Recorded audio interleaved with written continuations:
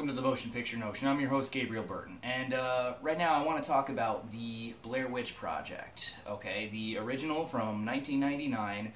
The reason I'm doing this, well, obviously, the release of the new film, The Blair Witch, which is a sequel, allegedly, not a remake, so I'm excited for it.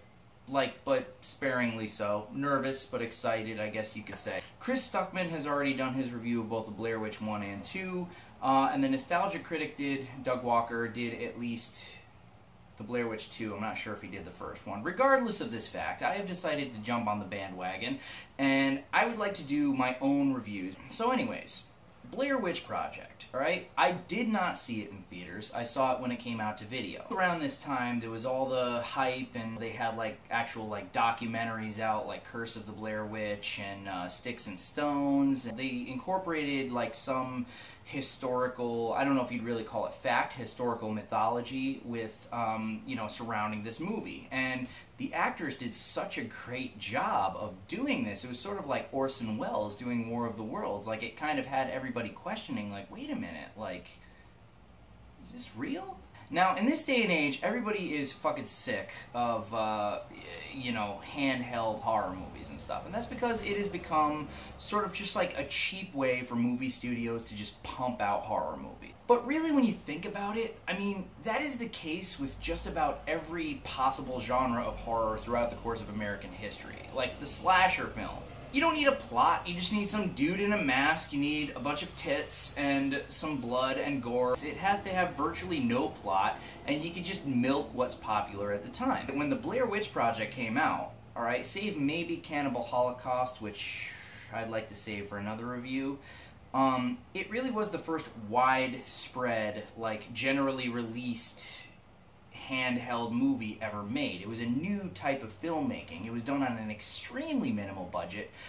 But the thing that I think made the movie very effective is the fact that it had a subtlety. It didn't show you everything. It fucked with your imagination. And your imagination is really the scariest fucking thing, you know? Anything that you're going to picture in your head is 10 times worse than they're going to show you on the screen. Sometimes less is more. In fact, a lot of the time, I think less is more, and it's very difficult to realize that when making a horror film. Now, did all the hype around it sort of help build it up as being scary? Yes. Having that question as to whether or not it was real did make it a little bit more scary. But I also have to say, if you're going to go at a movie like The Blair Witch Project, if you've never seen it, alright, I would advise you do what I did, okay? You watch it on a big screen TV, and you do it late at night when you're all alone. Tell me you're not at least a little bit creeped out by it. I don't believe you if you say that you're not. The problem is, this day and age, a lot of people think that scary means your monster is scary, or the thing popping out of the shadows and making you jump is scary. It's no. Movies like The Babadook, for example, or The Blair Witch Project, they rely on a subtlety, they rely on your imagination to kind of make you really on edge and psychologically sort of disturb you. Was this movie perfect? No, by no means. There are a lot of things, as is the case with all handheld movies, where you're watching it and you're sort of okay, yeah, if that had been me, I would have thrown the fucking camera on the ground. I would not still be recording. What the fuck? But when you think about it, it's if you're going to judge a movie via something like that, if you're not going to overlook things like that, then you can't really watch a slasher movie and excuse somebody running up the stairs, as Neve Campbell said in Scream, when they should be going out the front door. Horror movies have always defied logic, and The Blair Witch Project, in my opinion, is no exception. And again, if you are brave enough to watch it alone, on a big screen TV, by yourself, at night, I guarantee,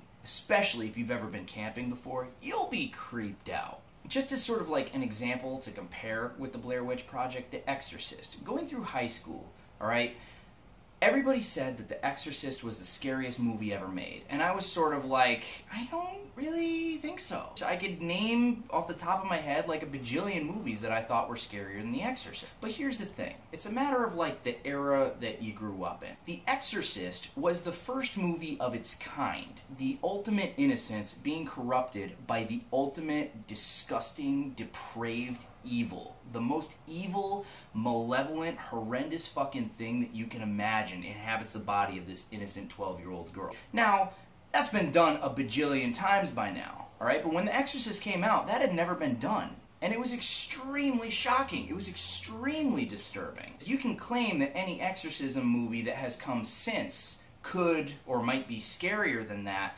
but one thing that they will never have on The Exorcist is The Exorcist was the original. It was the OG. It invented the genre. Much like the Blair Witch Project. It invented handheld movies, alright? Now before you trash it out, oh yeah, great accomplishment, fact of the matter is there have been a lot of handheld movies that I think are pretty goddamn creepy. The original Paranormal Activity, even the third one, or VHS, just to name a couple, you know, VHS, VHS2, sort of like this realistic perspective, sort of like you could be there with them. You could be the one filming, almost. It's like, you know, it's like a home video.